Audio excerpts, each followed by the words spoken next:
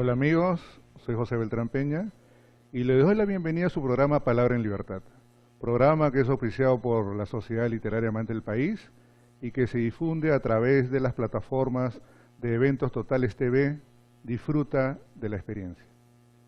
Antes de comenzar el programa, quiero agradecer a todas aquellas personas y amigos y colegas de la palabra que tuvieron a bien felicitarnos, mandarnos sus likes, apuntar, hasta con señales de humo. En verdad se los agradezco. Y porque eso anima a uno a seguir adelante y creemos que estamos haciendo las cosas bien. Bueno, para esta segunda oportunidad, esta segunda fecha, tengo un invitado también de lujo, como es el escritor, historiador e investigador César Toro Montalvo, el cual es uno de los mejores representantes de la generación del 70 a nivel poesía, pero también uno de los historiadores más democráticos que existe en el país. Bueno, diciendo esto, una pausa comercial, ya regresamos. Usted está en Eventos Totales TV y en su programa Palabra en Libertad. Ya volvemos.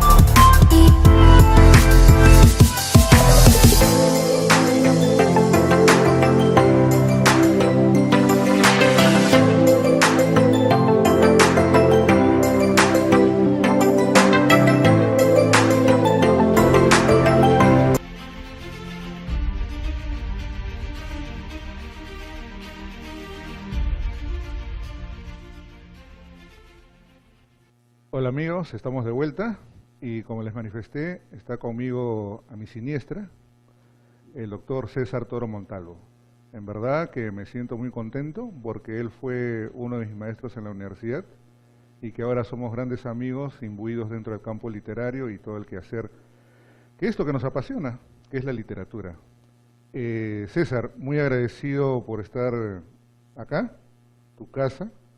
Y en verdad que también me siento muy satisfecho y muy contento por ti porque has cumplido 70 años.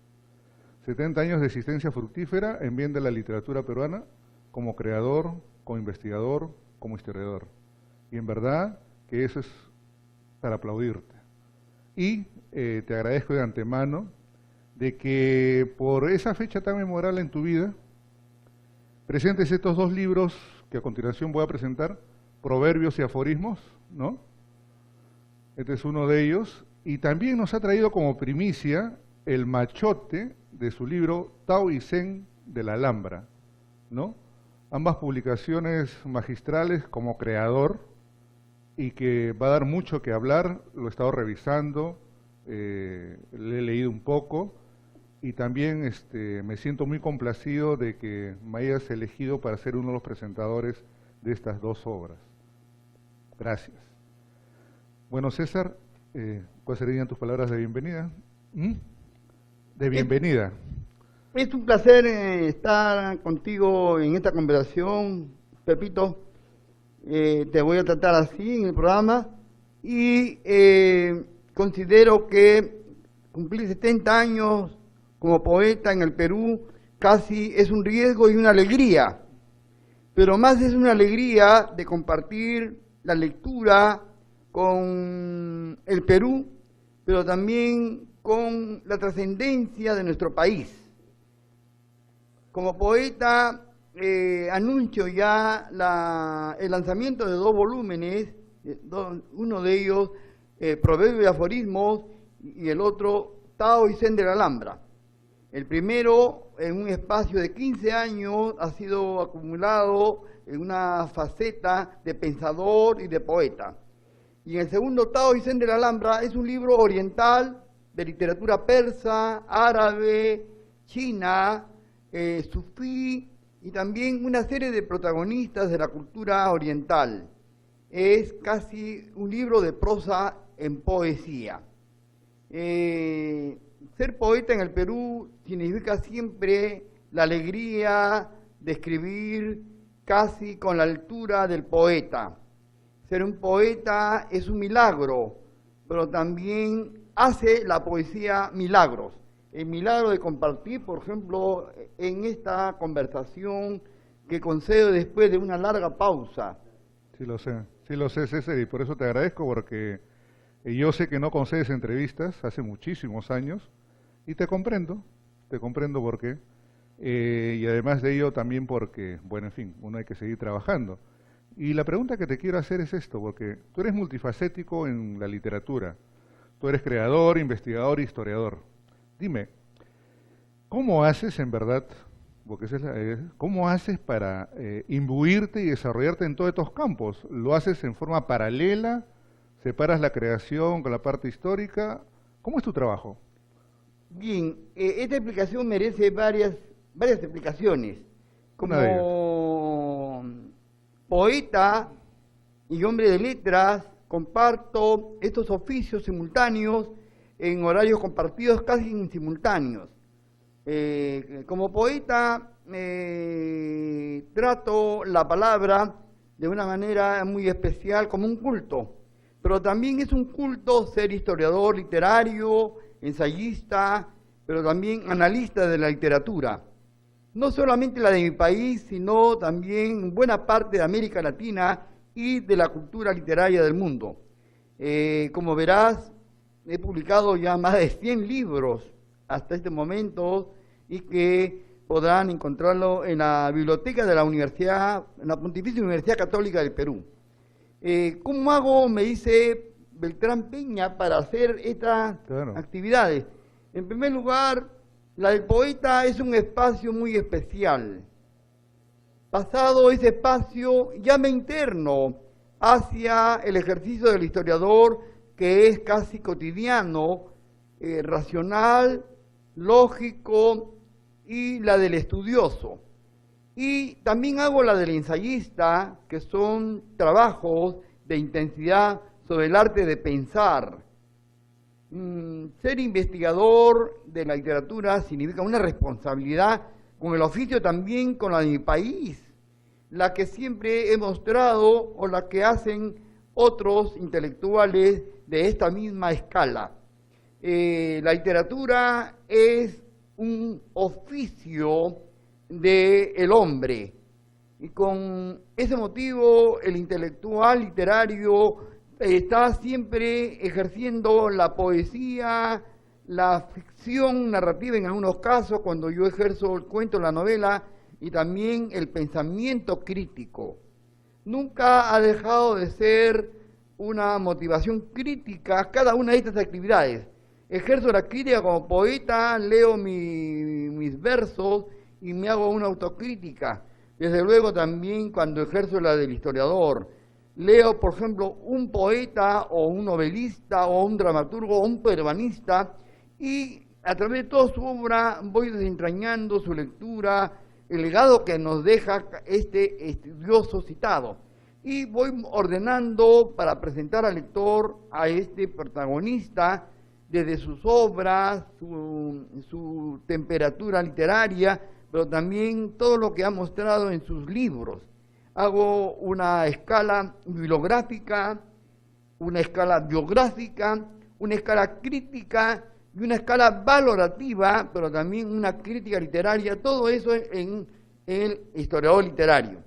Me olvido de que soy poeta, me convierto casi en alguien que está ingresando a decir, miren este libro, este autor, y voy mostrando paulatinamente cada faceta de ese autor, cada libro, cada forma de pensamiento de ese autor.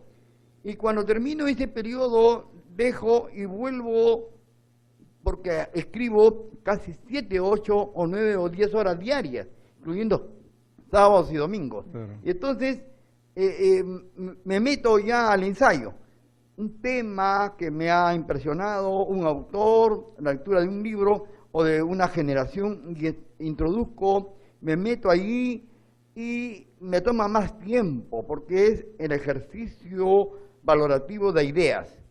Hace poco estoy por terminar, no, por empezar ya casi espero 2 meses, el ensayo Maneras de Pensar. Pienso yo que el poeta es un pensador, el historiador literario es un pensador, claro. El crítico literario es un pensador, el periodista es un pensador, el maestro es un pensador, el comunicador es un pensador, es decir, el artista en general es un pensador del arte. Pensar en arte es pensar siempre en el equilibrio de la belleza, encontrar la belleza de la palabra, encontrar la belleza si es un motivo de encontrar la belleza. La belleza es difícil y no es difícil también si uno no busca ir en ese tránsito. ¿Qué es la poesía entonces? Es una forma de inquietar el espíritu. Es estar en un proceso de demiurgo y un sacerdote de la palabra. Hace un culto, un ejercicio y una motivación escrita. ¿Cómo escribo mis poemas? Escribo con bolígrafo, con lapicero, y luego lo paso a máquina. Todavía estoy en la época antigua, escribo en mi máquina Underwood. A pesar que tengo computadora, no la utilizo para nada. Más bien escribo a mano y luego lo paso a máquina en mi poema Underwood. Y de tal manera que yo siento que el poema lo escucho, tac, tac, tac, tac, tac, tac. Siento que la máquina, en cambio en la computadora no se siente nada, ni nichi. En cambio, en las máquinas sí siento que estoy escribiendo, siento que mi familia que está en las otras me escuchan que estoy trabajando. Ah, yo trabajando el novelista, el poeta. Es decir, no estoy haciendo un distingo de qué o cuál debe de usarse. Sin embargo, todavía utilizo la computadora. Luego, de pasado ello, empiezo la corrección, en fin. Bueno, quisieras preguntarme alguna. Mira, no, me ha gustado eso porque yo sé que todavía sigues haciendo ejercicios escribiendo a máquina, ¿no? Y es muy bueno, porque la musicalidad incentiva más al escritor. Recuerdo con mucho agrado y alegría la presentación de tu historia de la literatura peruana en 13 tomos, que fue en Miraflores, y me acuerdo que estuviste acompañado pues de Pablo Macera, Estuardo Núñez, Augusto Tamayo, ahora creo que te había hecho un escrito, no me acuerdo muy bien, pero que sí fue una noche muy emotiva con poetas y escritores de todas las generaciones, porque tu historia pues en 13 tomos acarrea eso, que es historia, ¿no? Pasados los años, tú como siempre estás conectado con las nuevas generaciones y ves todo el ambiente literario nacional, porque tú eres un historiador democrático, no te centras en Lima, sino también lo que se hace en provincias, ¿no? ¿Cómo ves la literatura peruana de este siglo XXI? ¿Ha habido un avance, un retroceso, un estancamiento? No sé. Esto del siglo XXI es un membrete. Todavía no se llegó al siglo XXI en literatura peruana. Nos hemos quedado en la década del 70 del siglo XX, en la década del 90 del siglo XX. Hasta ahí hay un cambio en renovación literaria, en apertura. Más bien hay mucha presencia de autores. Hay abundantes autores, pero todos tienen una misma onda clásica, repetitiva. No estoy diciendo que se vuelva a lo ideal de la forma, sino que no hay un avance de la literatura peruana. No podía mencionar nuevos autores de una significancia tal, dado mi investidura de historiador literario. Pero te digo que la literatura peruana es sin duda una de las cúspides de la literatura del continente. La presencia sola de Vargas Llosa es todo un ciclo. Yo diré que el premio Nobel otorgado en 2010 marca ya el inicio de una nueva era en el siglo XXI, pero él pertenece al siglo XX. Sin embargo, es Mario Vargas Llosa la carta mayor de las letras del Perú en el mundo. Su novelística y su imagen nos dejan siempre la evidencia de que el Perú es un país de literatura. Así como eres franco al decir lo que estás manifestando, y en verdad que en muchos puntos tienes razón, entonces se podría ver reflejado, hay que ser francos, en todos los países del mundo las artes tienen una élite, una argolla, pero hay también diferentes clases de argolla, digamos así, ¿no? O de élite que dirigen formalmente el arte de un país determinado y de un arte determinado. ¿Tú lo ves claramente de que esto ha impedido de que la literatura peruana avance a diferencia de otros países? O sea, me refiero a este grupo que maneja prensa, editorial, etcétera, en el Perú, o sea, la argolla. Mira, la argolla es una fatalidad. Fatalidad que también invade a la literatura. Aquí, si no eres de la argolla, no eres nadie. Pero te diré que la argolla existe en estos últimos años como en el Congreso, con tal corrupción y violencia que es escandalosa. Ya hace más de 25 años el diario El Comercio ha entrado a un estancamiento. Lo mismo en esa misma temperatura el diario La República. Hace más de 25 años no se difunden a los autores jóvenes solamente de Lima, peor aún los de provincia, no hay acceso, no le dedican siquiera 2 líneas, 3 líneas de entusiasmo o de aliento. La argolla es la de 3, 4 y lo mismo de siempre, y así estamos ya más de 20 años en un estancamiento por culpa de las argollas de 3, 4 que son dueños de las páginas culturales, y me estoy mandando en cierto. Yo he prometido hace más de 20 años no conceder entrevista alguna en ninguno de estos 2 diarios, ya lo he dicho. Mi perfil bajo de historiador, cuando aparezca mi historia de lectura peruana, allí van a leer todo lo que estoy diciendo esta mañana. La argolla fatalmente, como la corrupción en el Congreso o en los estamentos de la política, ha llegado a tal nivel de escándalo. Y diciendo esto, César, porque yo sé cómo tú piensas y actúas, para tu propia producción ha sido que, porque lógicamente que los grupos estos que manifiestas te van a silenciar, porque tú no eres una piedrita, como te digo, tú eres un piedrón en el zapato, ¿no? ¿Tú cómo te sientes? ¿Te sientes, digamos, solo, relegado, silenciado, ofendido?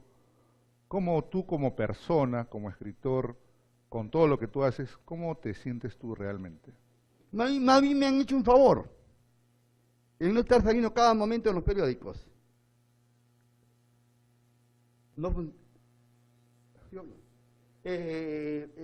bien me han hecho un favor el no estar cada momento en los periódicos. Si no, no hubiera escrito mi historia de lectura peruana en este país. Tú sabes, con 15 tomos, yo he retado hace 25 años que algún nuevo historiador lo haga, pero evidentemente no aparecen moros a la vista y ya el tiempo ha transcurrido. Quiero decirte que la argolla va a continuar y nosotros vamos a continuar, pero yo estoy muy alegre a pesar de todo esto. Sin embargo, me siento un poco como un periodo de exilio voluntario en mi país, pero gracias a Dios no me siento tan marginado, ni tampoco me siento postergado. Sin embargo, miro esto con mucha valentía. Bueno, sí, aplaudo tu valentía, César, porque ya sé lo que viene después de esta entrevista contigo. Bueno, amigos, hacemos una pausa comercial. La entrevista está que pica, ¿no? Como tiene que ser. Y ya regresamos. Usted está en Eventos Totales TV y en su programa Palabra en Libertad. Ya regresamos.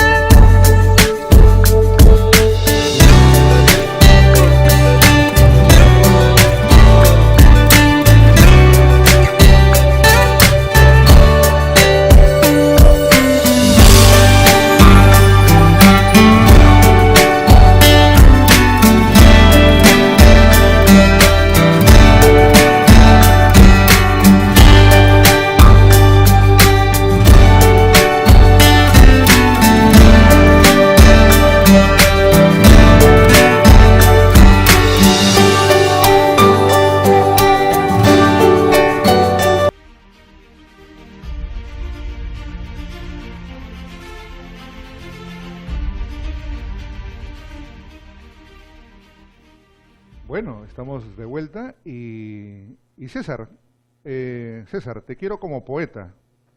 Quisiera que me leas algún escrito tuyo reciente para que lo des a conocer al público. Te invito a que leas tu poema. Bien, voy a leer Yo voy a hacer el agua, que pertenece a mi libro Tao y Zen de la Alhambra. Yo voy a hacer el agua. Yo voy a hacer el agua. Ante todo aquello que puede ser posible, me convertiré en el maná principal de la vida. Y como todas las palpitaciones del universo, viviré debajo de este cielo. Existiré fresco y en manantial hasta cuando Dios extinga todo en este planeta. Mi madre me decía que nací siendo agua. Nací del brote del origen de la tierra, como una plantita, resbalándome por todo lo que estuvo a mi paso. Ya en mi vida he tenido tantísima suerte porque me acompañan los pájaros cuando beben de mi alimento. En brote de fluido, al tocarme, me sienten que soy torrente cristalino y de brisa fresca. Cuando me beben con alegría, me peinan tiernos y gorjeros. Lo siento por el engreimiento que me dan sus trinos. Tengo más que el aire de la luz, el sol de la tierra o el fuego que me habla. Con todos ellos transitaré todo lo que me alcanzará el tiempo. Quienes me sienten llegar al campo me llaman arroyuelo y me hago extendido y alegrero. Los campesinos, si beben de mi frescura, me cuidan como un primogénito. Me sostienen en vasos, jarras o recipientes, creyendo que soy el cielo que les habla y les contará las fábulas del agua. Si me beben, por fortuna me beben, Sigo siendo una plantita transparente que les alegra el paladar de tantísima suerte que han tenido. Soy la lluvia en maná abundante, en maná de lluvia jardinera, el agua, el agua, el agua, el agua. Es el agua el que conserva todo el planeta del amor, les escucho decir como un eco agradecido que posee estrellas de beber y de besar. Me habrán de divertir, de algo debo alegrarme, cuando los niños se bañan en mi frescura y se exultan casi en brincos y saltimbanquis. Lo siento en sonrisa de una primavera inventada que me narran de cuentos de manantiales maravillosos. Produzco plantas, me hago en las plantas como semillas que dialogan, lo hago germinar tanto en verduras cuando brotan entre los periodos del sol y la luna. Si me ven, soy el río que lleva peces plateados hasta entregarme en el único mar inmenso donde el cielo nos habrá de reunir. Yo voy a ser como todo en el agua de las ciudades y me haré guardián de sus saciedades. Seré la bebida que santiguarán los cerros. Estaré en el agua de los manantiales para que se encariñen quienes vienen como forasteros. ¿Quién sabe por bendición? Soy el agua también de mis amigos los religiosos que me esperan en el convento. Porque me dan posada, soy el afortunado en cada casa que me quieren. Los adivino por sus labios de quienes me saborean. Viajo por las profundidades del mar, confundido con aquellos barcos que se van a infinitos mares. Voy en olas crespas y mansas, en esos peces, en tantos peces, me cuidan como un tesoro que Dios le da como alcanzado. Me dicen de todo, me dicen que soy algo más que el agua. Como mi madre me recordó, nací siendo agua. Seguiré así por vocación. Por vocación voy a ser el agua. Buen poema, César, me ha sorprendido bastante y escuchándote me ha hecho recordar a tu señora madre y en verdad que ahí sí has sido bien favorecido. Y además tu hermana Nena, que siempre te acompaña, la verdad que sí. Diciendo esto, quiero mandar a un corte y ya regresamos en Evento Totales TV y su programa Palabra en Libertad. Ya volvemos.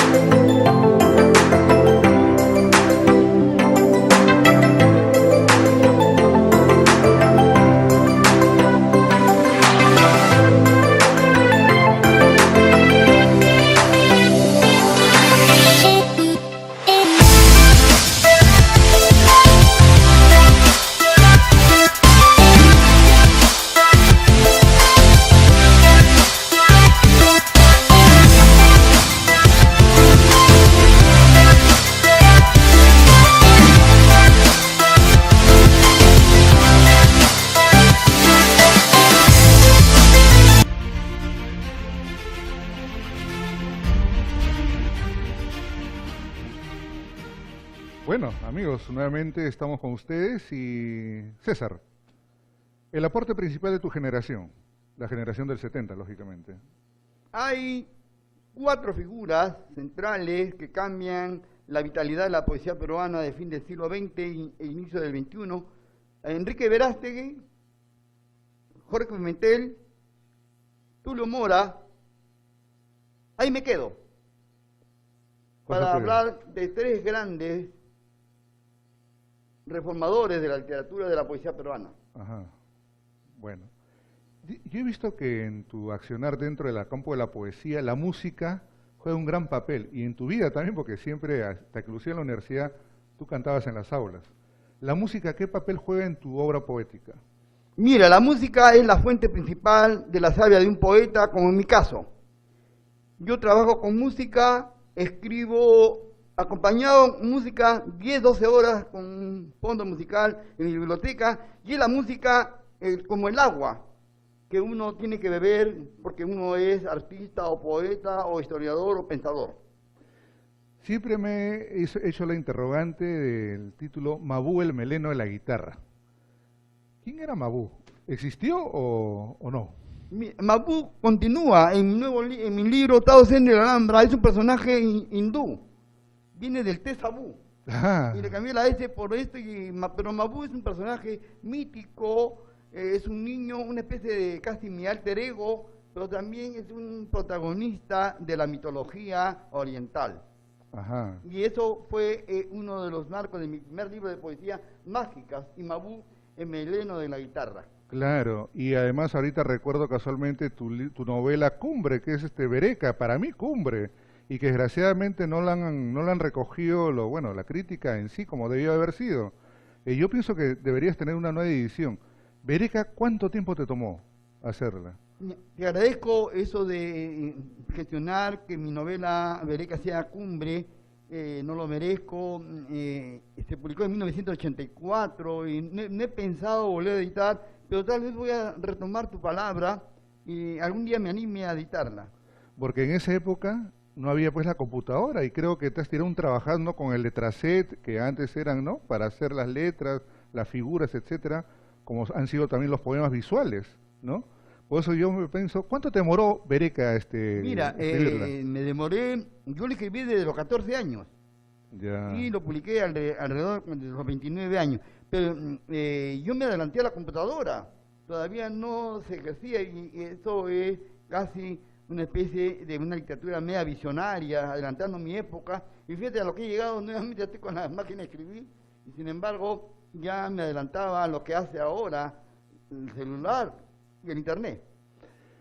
César, tú has sido catedrático en la Cantuta, generalmente de tinte izquierdista, has estado en la Universidad Garcilaso, de tinto aprista, ¿no? Has estado en la Católica también, ¿no? Es cierto, tu fillo de derecha, etcétera.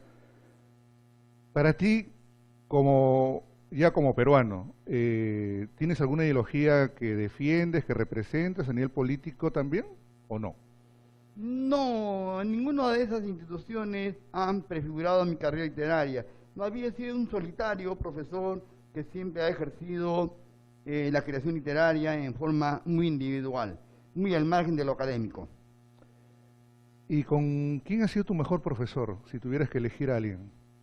Bueno, Augusto Tamayo Varas, como le he confesado ya, fui su asistente de cátedra, y un amigo que me dio inicio, Javier Soroguren, quien publicó mi primer libro en la rama Florida.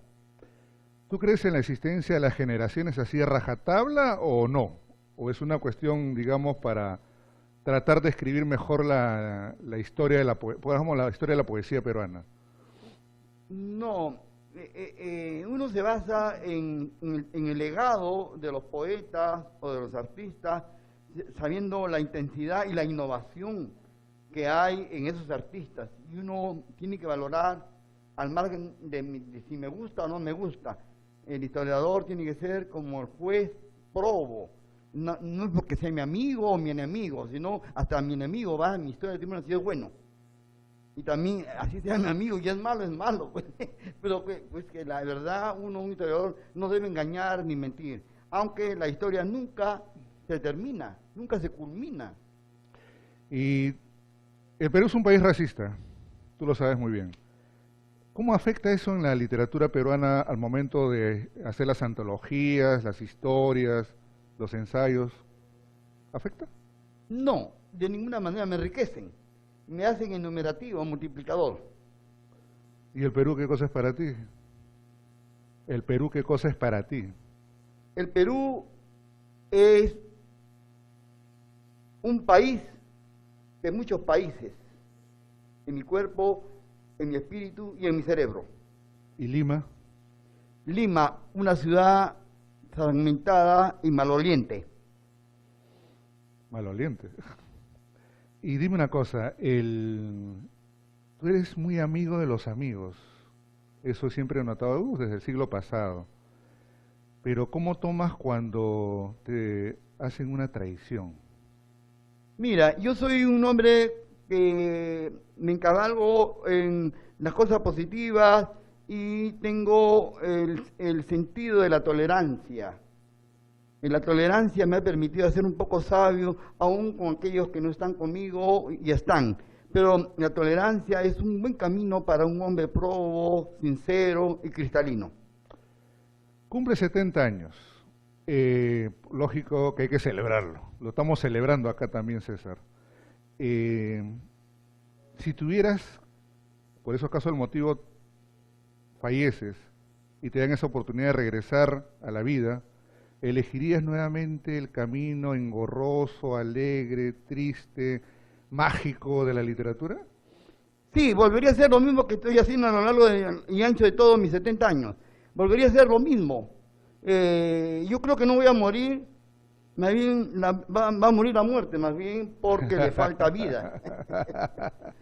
Yo pienso que ser un peruano de esta edad me da cierta esperanza de ser un joven eterno. Creo en la juventud, creo en el espíritu joven, aún hasta del anciano, pero no creo en el joven que se ha convertido en anciano tan tempranamente. Creo que el espíritu de todo hombre o de toda mujer es mantenerse joven aun cuando la piel esté ajada o esté joven. Se dice que hay mucho, de parte de nuestras amigas mujeres, ¿no? Se dice, escritoras, se dice que hay mucho machismo en la crítica literaria que se hace en general, ¿no? ¿Tú cómo ves eso? Bueno, yo no desligo la determinación del género, más bien me afianzo. Si uno revisa mi historia de literatura peruana, hay más de 8.000 mujeres ahí. Lo que pasa es que no están, porque no se lee bien esas precisiones, pero están ahí. ¿Y qué viene ahora, César? ¿Qué sorpresa nos tiene ese editorial? La sorpresa es que en septiembre debo lanzar estos 2 libros que tú acabas de mostrar. Es un libro, aunque ustedes no crean, que me ha costado más de 25 años. Si lo pueden mostrar, Tao y Zen de la Alhambra, que tiene ahí, no es el machote, sino es el original del libro. Es un libro que escribo en poesía en prosa casi, y el otro son proverbios y pensamientos. Lo he escrito en muchos lugares, en Roma, en La Habana, en París, también en Medellín, en algunos lugares de América Latina, y sea en boletitos, en prensa, han ido guardándose lentamente como gotas, como el agua. O sea, a pesar de mi locura, que no lo es, sino soy muy ingenioso, creo que tengo mucho ingenio, que no es lo mismo que locura, yo me permito celebrarme en ser austero, disciplinado, transparente, alegre, juicioso, bailarín, cantante, poeta, escritor, pintor, que te digo, y también amigo, y también sufro, amo la soledad, me anima mucho la vida, animo que la vida sea siempre en la vida de todo lo demás, porque el hombre necesita de la vida. Por eso dice gracias a la vida, Mercedes Sosa. Pero también soy amigo de la verdad siempre aflora como el agua cristalina porque has de beber. El pensamiento siempre es un momento y es un momento de todo el tiempo. El tiempo nos permite estar a pesar de no estar ahí. y estar ahí es una presencia como estar esta mañana ante ustedes en estas imágenes. Ser alguien es ser un ser vivo.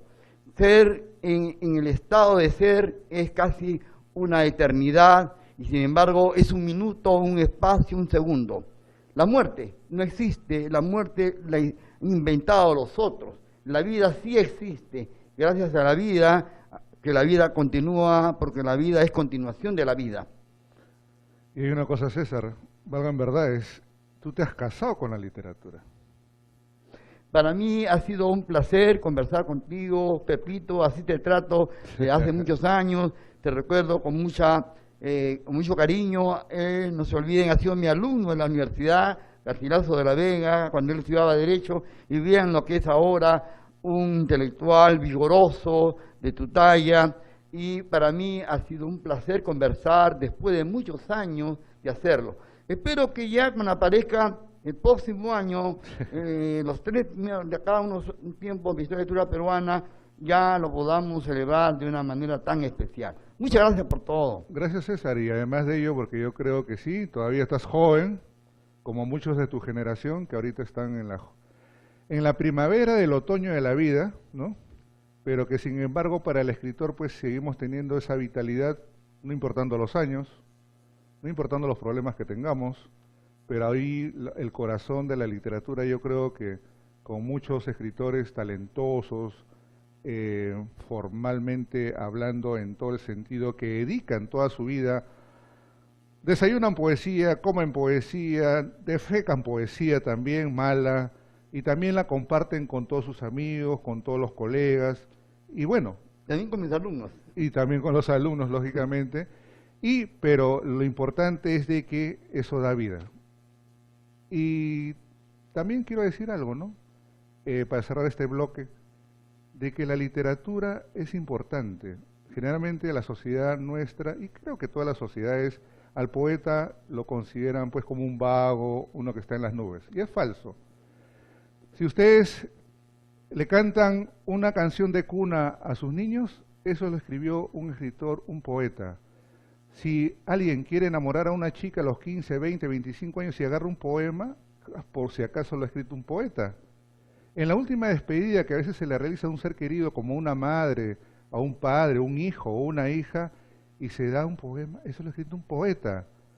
Sí, por supuesto, y no nos olvidemos que generalmente cuando ingresa un presidente nuevo al Perú, siempre en su discurso hay textos de un poeta. Entonces, pues, con esto quiero decir que el poeta es una persona importante en la vida del ser humano, en nuestra sociedad, solo que a veces no vemos, o la sociedad no quiere ver eso, y nos han vendido malamente de que el poeta pues es una persona no despreciable, pero sí que no vive para nada, y no es así. Y como historiador, tú lo sabes muy bien, como historiador también yo espero, no creo que cambies, porque para mí tú eres uno de los historiadores más democráticos de este país, ¿no? Que necesita tanto por desasnar, tanto por dar a conocer, tantos nombres por que florezcan porque tienen talento, porque si revisamos los diarios del siglo XVIII y XIX de nuestro país, vamos a encontrar personajes con páginas enteras en ese entonces, y han pasado un siglo o 2 siglos, ¿y dónde están? No están. ¿Me entiendes? Eso es lo que quiero decir, que el talento fue efímero, o en la pasada de mano, o el favor que se hizo para que aparezcan en un medio, fue nada más muy fugaz, y pasaron el tiempo y la obra quedó en nada. Y como es al revés, hay escritores que no aparecen en los diarios o no aparecen en los libros, y sin embargo, pasado un tiempo, la voz, por el valor de la palabra, aparece y da un realce especial a la vida y a la obra del escritor determinado. Y para esto no existen géneros. Para esto lo único, como siempre digo, que las obras se presentan solas y se defienden solas. Bueno, diciendo esto, una pausa comercial. Ya regresamos con ustedes en Eventos Totales TV y su programa Palabra en Libertad.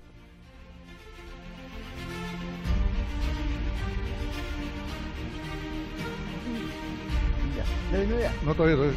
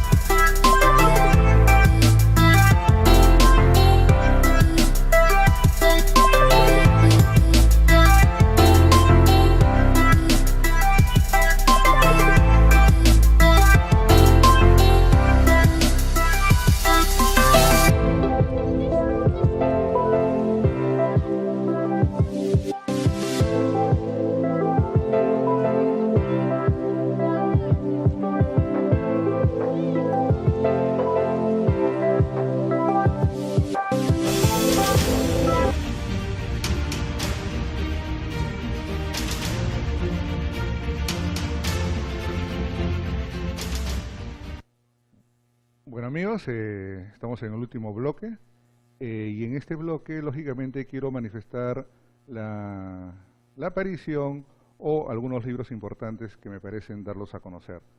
En primer lugar quiero mostrarles El demonio de los Andes de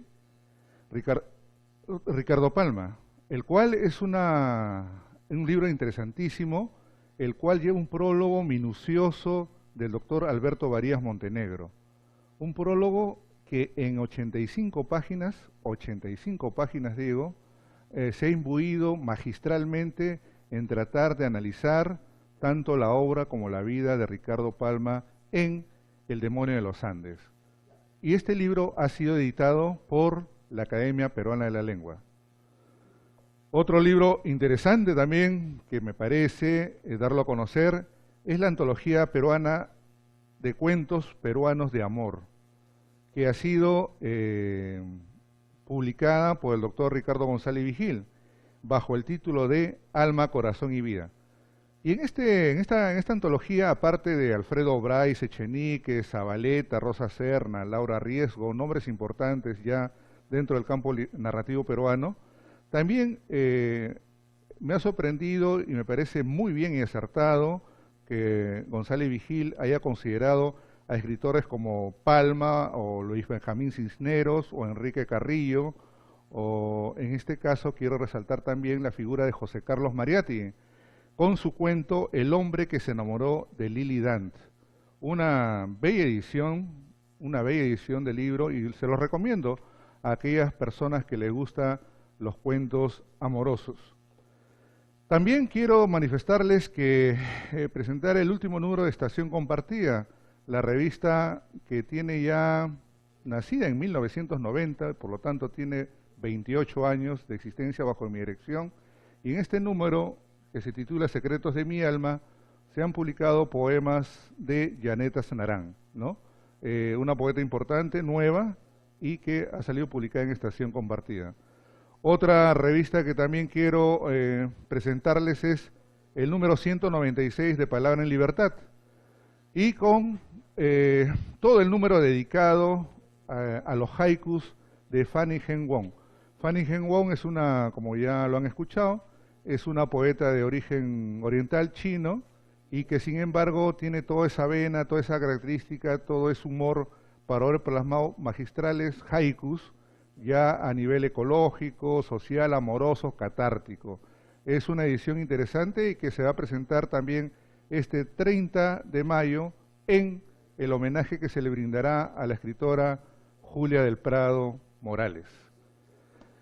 Y quiero, de la cosecha también de las publicaciones de la Sociedad Literaria Amante del País, conjuntamente con Gaviota Azul Editores, el libro Rara Avis, de Cecilia Molina, un extraordinario libro que prontamente será editado, lo merece, porque este libro ha tenido el espaldarazo de la crítica literaria peruana y extranjera. En el caso peruano puedo mencionar a Ricardo González Vigil, y en el caso extranjero puedo mencionar al peruanista Roland Forgues.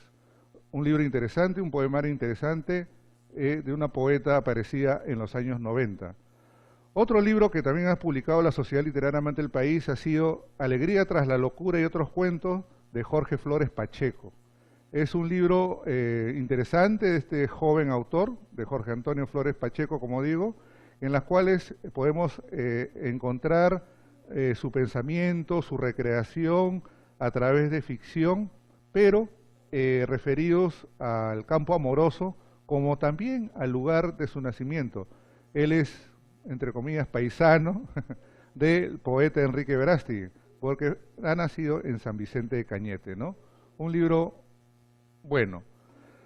Y quiero agradecer con mucho cariño, y lo digo con mucho cariño, a Wilhelm Noller Merino, que es un poeta que también participa en la Sociedad Literaria Amante del País, con su poemario El cántaro de mi corazón, en el cual podemos encontrar décimas, poesía escritos libremente, pero también hay una función. Y el autor es muy generoso, muy amable, muy querido a los amigos. Y te quiero agradecer, Wilhelm, por esa amabilidad de haberme dedicado un poema en tu poemario. Un abrazo para ti. Bueno, manifestando esto, les recalco para la próxima semana, el miércoles 30 de mayo, nos encontramos en la Casa Museo Ricardo Palma para pasar una velada fantástica, una velada interesante en el homenaje a Julia del Prado Morales, como también dar a conocer algunas publicaciones que son importantes. Asimismo, a todo escritor que quiera hacernos llegar sus publicaciones, sus libros, lo pueden enviar a la dirección del canal en la que aparece en pantalla. Y eso lo digo abiertamente, serán bienvenidos, porque al final de cuentas todos hacemos historia aparte de nuestra propia historia, aunque parezca ilógico. Diciendo esto, amigas y amigos, nos despedimos y nos volvemos a encontrar en plataformas de Eventos Totales TV en su programa Palabra en Libertad.